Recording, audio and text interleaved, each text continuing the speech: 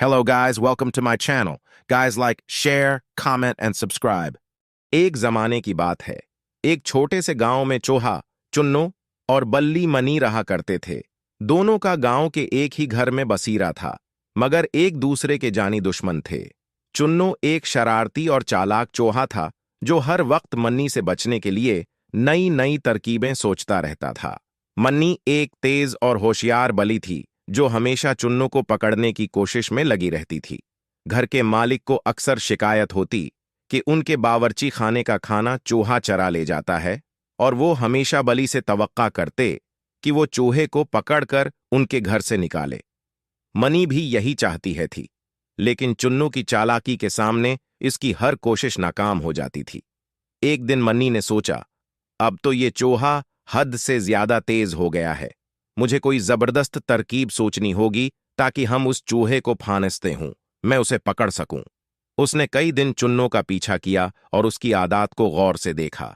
चुन्नू रात के वक्त बावर्ची खाने में घुसकर खाने की तलाश में निकलता और वापस अपने बल में आ जाता था। मनी ने चुन्नू को पकड़ने के लिए एक जाल बिछाने का फैसला किया।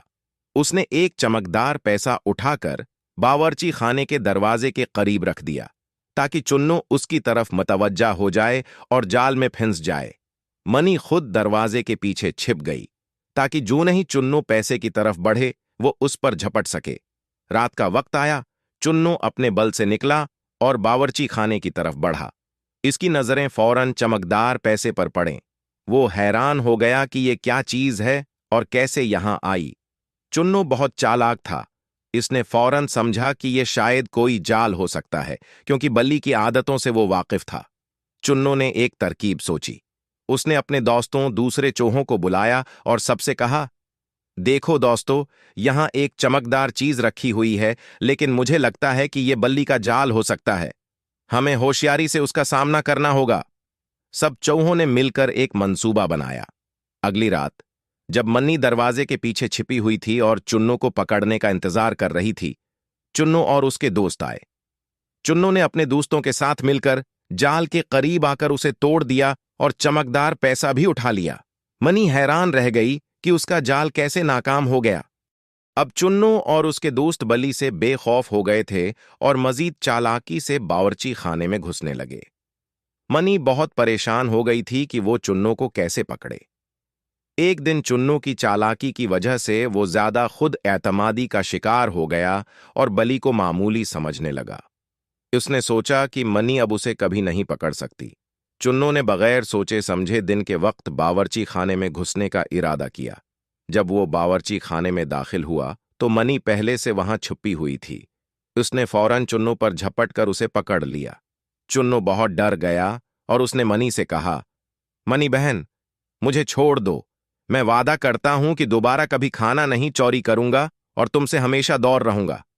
मनी ने गौर से चुन्नू की बात सुनी और कहा, चुन्नू, मैं तुम्हें उस शर्त पर छोड़ूंगी कि तुम कभी भी वापस नहीं आओगे और अपनी हरकतें छोड़ दोगे, वरना मैं तुम्हें दोबारा नहीं छोड़ूंगी। चुन्नू ने फौरन हामी भर ली और वादा किया कि वो दोबारा कभी बल्ली को तंग नहीं करेगा और घर का खाना नहीं चोरी करेगा। मनी ने उसे छोड़ दिया और चुन्नू फौरन अपने बल में वापस भाग गया। इस दिन के बाद चुन्नू ने बल्ली की दोस्ती और उसके रहम को समझा और कभी भी उसके रास्ते में नहीं आया।